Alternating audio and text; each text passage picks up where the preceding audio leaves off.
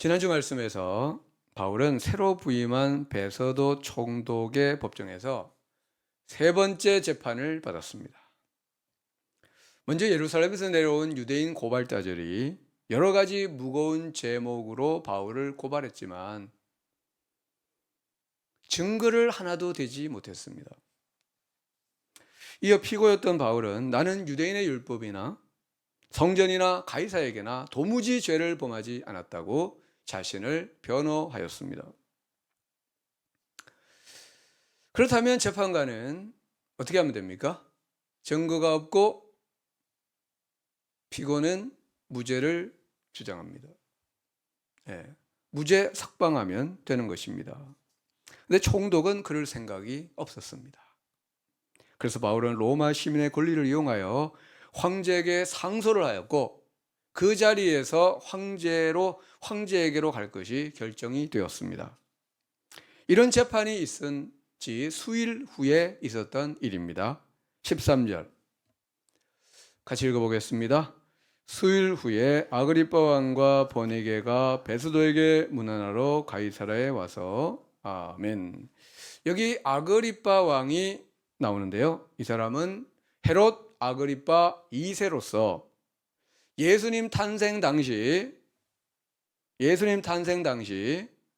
동방박사를 만나고 또 아기 예수님을 죽이려고 했던 그 헤롯 있죠? 그 헤롯이 아니고 그 헤롯의 증손자입니다. 증손자. 최근에 증손자 보신 분 계시죠? 그 증손자입니다. 헤롯 아그리빠 2세의 아버지는 헤롯 아그리빠 1세로서 사도행전 12장에 나오는 인물입니다. 그때 그가 무슨 일을 했습니까? 요한의 형제 야고보 사도를 칼로 죽였습니다. 유대인들이 기뻐하자 베드로까지 죽이려고 잡아 내일 이제 처형하려고 했습니다. 근데 밤에 천사가 베드로를 구해 주었습니다. 또 이런 일도 있었습니다. 헤롯 아그리빠 1세가 가이사라의 한 축제에서 연설을 하고 있었습니다. 제가 지금 연설은 아니지만 설교하고 있죠? 이렇게 이제 연설을 수만 명이 모인 가운데 연설을 했는데 이때 모인 백성들이 그에게 엄청난 아부를 했습니다. 뭐라고 했냐면은 이 연설은 사람의 소리가 아니라 신의 소리로다. 하나님의 소리다. 이렇게 이제 아부를 했습니다. 그러면은 제대로 된 사람은 어떻게 해야 됩니까? 그런 찬사를 거부하고 말도 안 됩니다. 오직 하나님께 영광을 드려야 되는데 이 사람은 그 찬사를 자기가 다 받았습니다. 그래서 성경에 뭐라고 되어 있습니까? 헤롯이 영광을 하나님께 돌리지 아니하므로 주의 사자가 고치니 벌레에게 먹혀 죽으니라. 벌레에게 먹혀 죽었습니다. 이렇게 죽은 헤롯의 아들이 오늘 본문에 나오는 헤롯 아그리빠 2세인 겁니다. 당시 그는 갈릴리의 분봉왕으로 갈릴리를 통치하고 있었습니다. 그럼 함께 온 버니게는 누구냐? 그는 헤롯 아그리빠 2세의 여동생입니다. 그리고 사도행전 24장에 나오는 벨릭스 총독의 아내가 나오죠. 유대 여자라고 되어 있는데 드루실라인데 그 드루실라의 언니입니다. 아셨겠죠? 드루실라, 그러니까 복잡하죠? 별로 안 복잡합니다. 드루실라의, 그러니까 이 아그리빠 왕과 버니게와 드루실라는 모두 남매가 아닌 겁니다. 그런데 이 버니게는 원래 삼촌인, 그때는 이렇게 좀 결혼을 했나 봐요. 삼촌인 칼키스의 헤롯과 결혼을 했는데 얼마 지나지 않아 사별을 했고, 그 다음 길리기아의 왕 폴레몬과 두 번째 결혼을 했으나 곧 이혼을 했고, 그리고 오빠인 아그리빠 2세의 집으로 와서 살고 있었습니다. 근데 대부분의 당시 기록에 의하면 두 사람은 당시 사랑에 푹 빠져 있었고 그들이 근친상간의 관계라는 소문이 그 나라에 파다 있었습니다. 아무튼 대단히 복잡하고 문제가 많은 두 사람이 새로 부임한 베서도 총독에게 인사하러 온 것입니다.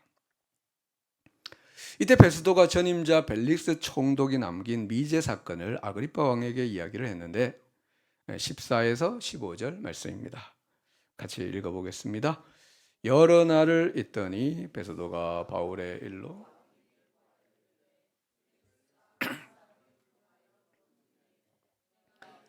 있을 때에 유대인의 대제사장들과 장로들이 그를 고소하여 정죄하기를 청하기에. 아멘. 여기 정죄하기를 청하다는 단어의 뜻은 유죄 판결을 해달라고 요청했다는 뜻입니다. 여러분, 이런 요청이 맞습니까? 그러니까 고발을 하여 공정한 재판을 해달라고 요청을 해야지 유죄라는 답을 정해놓고 재판을 해달라, 말이 됩니까? 안 되는 겁니다. 답정너라고 있습니다. 들어보셨습니까? 답정너. 저도 많이 들어봤는데 잘 몰라. 사진을 찾아보니까 답은 정해져 있고 너는 대답만 해. 이게 답정너입니다. 답은 정해져 있고 너는 대답만 해. 그러니까 소위 답정너 재판을 해달라, 이런 요청이었습니다. 만약 이런 재판이 있다면 그것은 공정한 재판이 아닐 것입니다. 근데 이것이 우리 인간의 기본 심리라는 겁니다. 모두가 내가 재판관입니다. 다 내가 재판관입니다.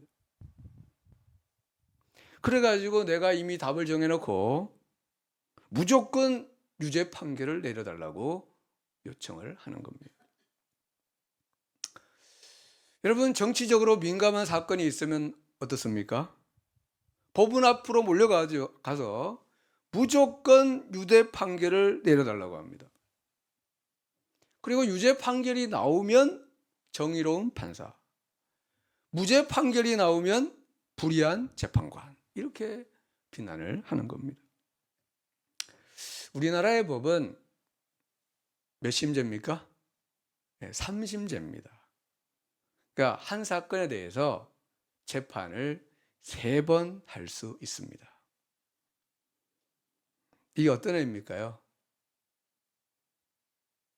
사람이 하는 재판이 잘못될 수 있음을 인정을 하는 겁니다. 이게 법으로 인정을 하는 겁니다. 여러분, 사람이 하는 재판이 잘못될 수 있습니까? 없습니까? 사람 재판관이 하는 재판이 잘못될 수 있습니다. 그걸 인정하는 겁니다. 그래서 재판의 오류를 바로잡을 기회를 2번 더 주는 것입니다. 그래서 100%는 아니겠지만, 그렇죠? 100%는 아닙니다.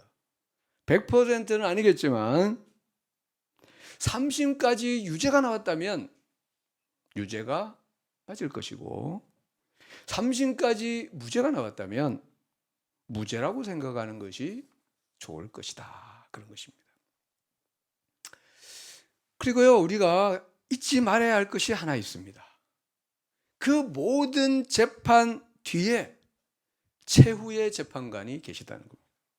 믿습니까? 근데 이분은 3심을 안 합니다. 단심입니다. 이유가 뭡니까? 하나님의 재판에는 오류가 없기 때문입니다. 오류가 없기 때문에 딱 한 번 재판으로 끝나는 겁니다. 사도 바울은 말씀했습니다. 로마서 14장 10절. 네가 어찌하여 네 형제를 비판하느냐? 어찌하여 네 형제를 업신여기느냐? 우리가 다 하나님의 심판대 앞에 서리라. 최후 심판자가 있다는 겁니다. 여러분, 이 하나님의 심판대에서 우리를 구원해 주실 분은 우리 주 예수님밖에 없습니다. 누가 우리를 구원해 주겠습니까? 내 의가 나를 구원할 수 있습니까? 없습니다. 그리고 이 예수님을 믿는 우리의 믿음밖에 없습니다. 그리고 그 심판대에서 우리의 믿음이 진짜인지 가짜인지를 무엇으로 증명할 수 있습니까? 우리의 말이 아니라 우리의 삶으로. 믿음으로 살고 말씀대로 살았던 우리의 삶으로 증명이 된다는 겁니다. 우리 16절을 같이 읽어보겠습니다. 내가 대답하되 무릇 피고가 원고들 앞에서 고소사건에 대하여 변명할 기회가 있기 전에 내주는 것은 로마 사람의 법이 아니라 하였노라. 아멘. 여기서 베스도는 자신이 사사로운 이익이나 감정에 매이지 않고 로마 사람의 법, 로마 법대로 공명정대하게 일을 처리했다고 그렇게 강조하고 있습니다.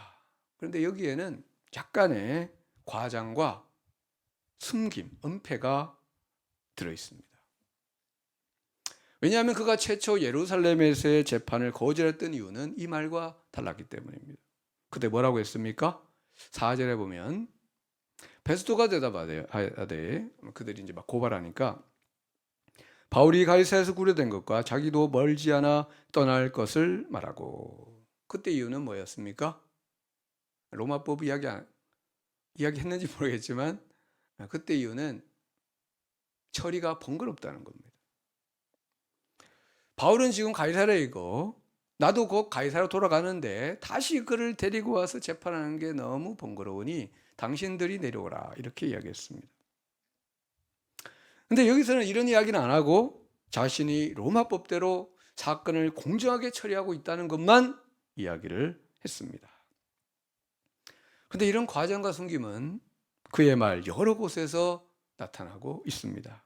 17절부터 19절을 보면 그러므로 그들이 나와 함께 여기 오면 내가 지체하지 아니하고 이튿날 재판자리에 앉아 명하여 그 사람을 데려왔으나 원고들이 서서, 원고라는 것은 이제 고발하는 자들이죠.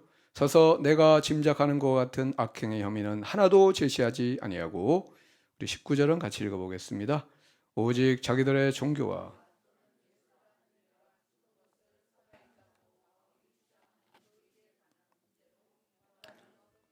아멘. 베스도는 유대인들의 고발 내용이 자기들의 종교 문제와 그리고 바울의 예수 부활에 대한 주장, 이것밖에 없었다고 말하고 있습니다. 이 말이 맞는 말입니까? 틀린 말입니까? 뭐 맞는 말이기도 하고 틀린 말이기도 합니다. 왜냐하면 바울의 고발 내용이 하나 더 있었기 때문입니다. 뭐가 있었죠? 그게 뭐냐 하면은 바울이 황제를 반역했다고 하는 정치적인 제목이었습니다. 근데 총독은 아그리빠 왕에서 이 제목을 싹 뺍니다. 왜 뺄까요? 자기가 통치하는 지역에서 이런 고발 사건, 그러자면 황제를 고발했다, 반역했다는 고발 사건 자체가 있었다는 것이 자기에게 불리하기 때문입니다. 그러면 황제가 그런 일이 있었어? 뭐 이렇게 할 거 아닙니까?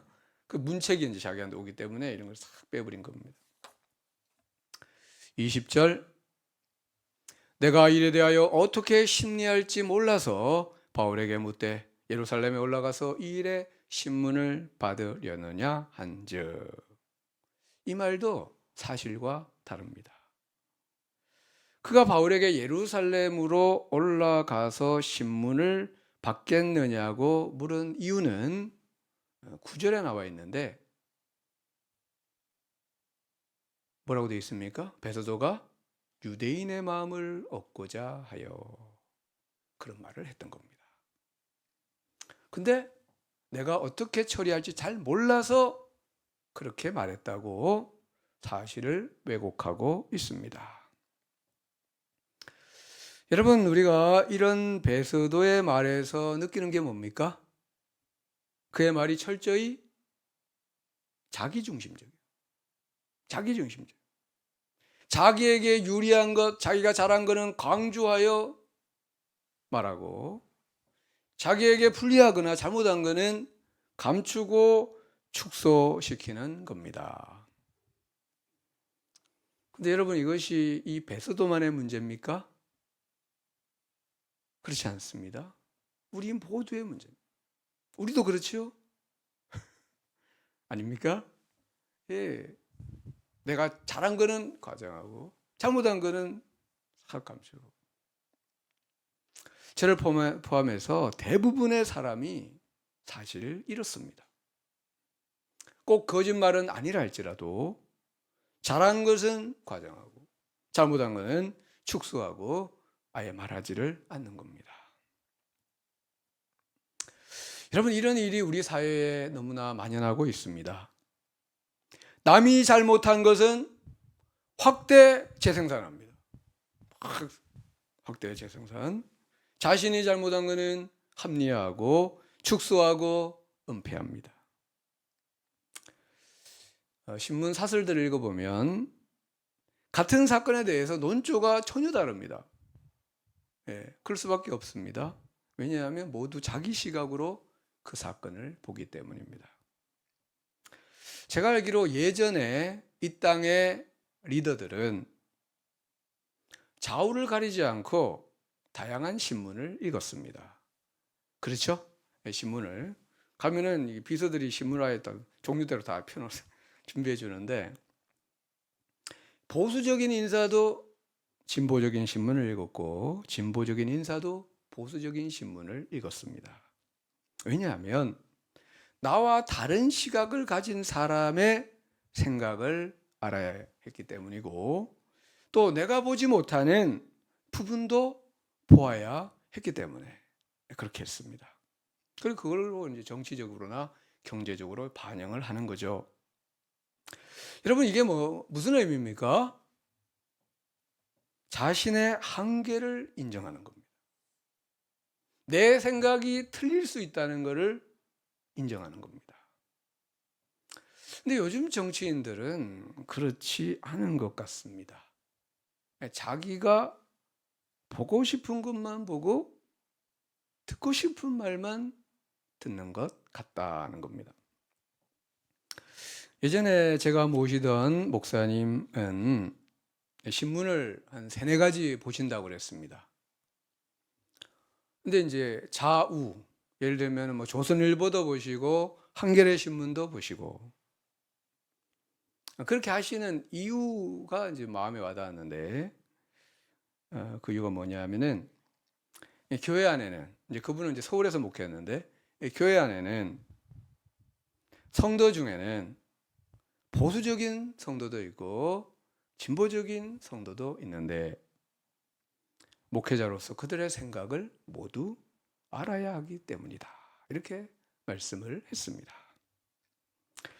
여러분, 우리 인간은 자신의 한계를 인정을 해야 됩니다. 내가 보는 것이 전부가 아니고 내가 말하는 것이 모두 진리가 아니라는 것을 인정을 해야 됩니다. 맞습니까? 예. 내가 보는 것은 전체의 단면에 불과하고 내가 말하는 건 역시 전체의 진실의 단편에 불과하다. 이거를 서로 인정을 할 때 사람은, 공동체는 서로 양보할 수 있고 타협할 수 있고 연합할 수 있고 화목할 수가 있는 겁니다. 이 세상에서 제일 위험한 생각이 뭡니까? 내 생각이 진리다. 내 말이 다 맞다.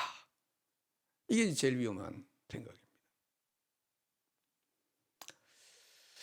지난 10월 10일이 북한 노동당 창건 80주년이었다고 합니다. 80주년이었다고 합니다. 저도 신문 보고 알았습니다. 제가 횟수를 세리는 건 아니고 신문에 그렇게 나오니까. 그 하루 전날 북한 국무위원장 김정은이 북한 주민들에게 풍요로운 낙원 건설을 약속하면서 이런 말을 했다고 합니다. 우리 당은 지난 80년 동안 단 한 번의 노선의 착오나 오류도 없었다. 예. 맞는 말입니까?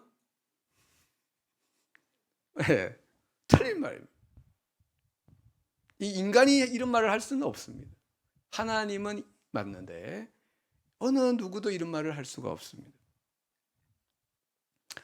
이것은 대단히 교만하고 위험한 말이 아닐 수가 없습니다.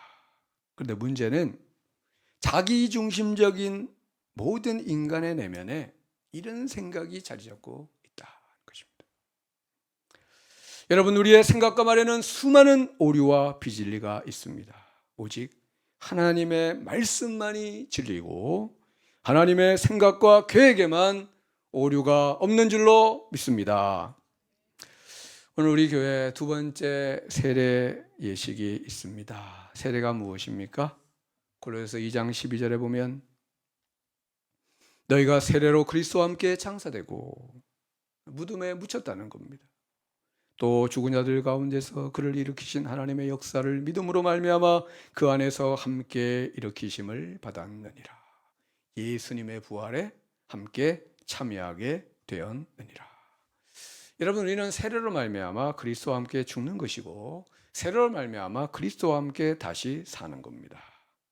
나는 죽고 내 안에 그리스도께서 사시는 삶을 인정하고 결단을 하는 것이죠. 오류와 모순투성이인 나 중심의 생각을 버리고 진리 대신 그리스도 중심의 삶으로 전환을 하는 겁니다. 오늘 세례받는 성도님, 그리고 이미 세례받으신 모든 분들, 나는 죽고 내 생각은 죽고 내 안에 그리스도께서 사시는 그리스도 중심의 삶을 살아가시기를 주의 이름으로 축원합니다. 우리 23절 같이 읽어보겠습니다. 이튿날 아그리빠와 버니게가 크게 위험을 갖추고 와서 천부장들과 시중의 높은 사람들과 함께 접견 장소에 들어오고 베소도의 명을 바울을 데려오니. 이렇게 많은 사람들이 아그리빠, 버니게, 그리고 천부장들, 그리고 그 도시의 높은 사람들이, 유지라고 하는 높은 사람들이 다 함께 접견 장소에 왔고, 그리고 바울도 이제 오게 되었습니다. 그리고 베소도 총독이 신문에 앞서 지금까지의 상황을 설명을 하는데요. 그게 24절, 27절 말씀인데요. 이 부분은 찰스 스윈돌 목사님의 글이 이해에 도움이 되어서 준비를 했습니다. 그가 한 말은 사실상 이런 것이었다. 이 수수께끼를 푸는데 당신들의 도움이 필요합니다. 예루살렘의 비이성적인 유대인들이 나를 곤란한 입장에 빠뜨렸습니다. 아무 죄정도 없는 로마 시민을 사형에 넘겨달라고 우기는 것입니다. 그 사람은 권리대로 로마에 상소했으니 확실한 제목도 없이 그를 보내기는 우스운 일입니다. 그래서 여기 당신들이 해야 할 숙제가 있습니다. 가이사라에게 보낼 편지에 적시할 만한 적당한 제목을 찾아 주십시오. 이런 말을 한 겁니다. 그러니까 베소도의 말이 뭡니까? 지금까지 조사한 결과 바울에게 밝혀진 죄가 없다. 신문하여 적당한 제목을 찾아 주십시오. 그래서 바울은 26장에 보면은 이제 아그리빠 왕과 그곳에 있는 모든 사람들 앞에서 복음을 전하게 됩니다. 다음 장에 나오는 내용인데요. 이 신문의 결론이 31절과 32절에 나옵니다. 26장. 거기 보면 다 끝난 다음에 이제 이렇게 결론을 내리는 겁니다. 물러가 서로 말하되 이 사람은 사형이나 결박을 당할 만한 행위가 없다 하더라. 이에 아그리빠가 베스도에게 이르되 이 사람이 만일 가이사에게 상소하지 아니하였더라면 석방될 수 있을 뻔하였다 하니라. 결론이 뭡니까? 바울에게는 죄가 없다. 이게 결론입니다. 그런데 바울은 죄수가 되었습니다. 하나님이 그를 죄 없는 죄수가 되게 하셨습니다. 이유가 뭡니까? 두 가지 이유가 있을 수 있는데, 첫째는 세상의 권력자들에게 복음을 전하게 하기 위해서입니다. 바울이 선 법정이 복음을 전하는 강단이 된 것이죠. 두 번째는 안전하게 로마로 보내어 복음을 전하게 하기 위해서입니다. 당시 세상에는 바울을 암살하는 자들이 엄청 많았습니다. 석방되면 대단히 위험한 겁니다. 그래서 바울은 군인들의 보호 속에 로마로 가게 되고, 로마에 도착해서도 군인이 지켜주는 셋집, 월셋집입니다. 월셋집인지 전셋집인지 모르겠지만 셋집에 거하게 되고, 바울은 그 셋집에서 사람들을 초청하여 찾아오는 자들을 맞으며 2년 동안 그 셋집에서 복음을 전하게 되었습니다. 우리 마지막으로 사도행전 28장 23절을 보면요, 우리 이 말씀을 같이 한번 읽어봅시다. 그들이 날짜를 정하고 그가 유숙하는 집에 많이 오니 바울이 아침부터 저녁까지 강론하여 하나님의 나라를 증언하고 모세의 율법과 선지자의 말을 가지고 예수에 대하여 권하더라. 아멘. 여기 보면은 그들이 날짜를 정했다 이렇게 되어 있습니다. 여러분, 우리 교회도 날짜를 정했습니다. 언제입니까? 11월 16일 추수감사절입니다. 날짜를 정했습니다. 무슨 날짜냐? 이웃 초청 날짜입니다. 우리 예배당도 셋집입니다. 우리 지금 월세를 내고 있습니다. 대단히 성경적인 거예요. 지금 성경에서 그렇게 했으니까. 그가 유숙하는 집에, 셋집에 사람들이 많이 왔다고 했습니다. 여러분, 바울처럼 사람들을 이 셋집, 이 예배당에 초청하시기를 바랍니다. 그래야 이곳에서 하나님의 복음이 선포될 것이고 영생을 얻기로 작정된 자들이 다 믿게 될 것입니다. 11월 16일 추수감사주일에 사도행전의 이런 역사를 기대하면서 함께 기도하고 힘써 찾아가고 초청하는 우리 모두가 되기를 주의 이름으로 축원합니다. 아멘. 기도하겠습니다. 사랑의 주 하나님 아버지, 바울이 죄 없는 죄수가 된 것은 세상의 권력자들과 로마의 시민들에게 복음을 전하기 위함이었습니다. 주께서 이곳에 우리 교회를 세우신 것은 이 지역의 영혼들에게 복음을 전하고 그들을 살리기 위함인 줄로 믿습니다. 우리가 날짜를 정하고 태신자를 작정하였습니다.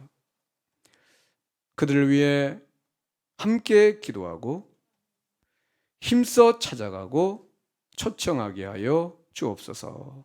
우리가 기도하고 찾아가고 초청할 때 그들의 마음이 열리게 하시고 복음을 듣고 주 예수를 믿어 구원과 영생을 얻게 하여 주옵소서. 추수의 계절 이 가을에 풍성한 영적 추수를 주님께 드리게 하여 주시옵기를 원하며 예수님의 이름으로 기도드리옵나이다. 아멘.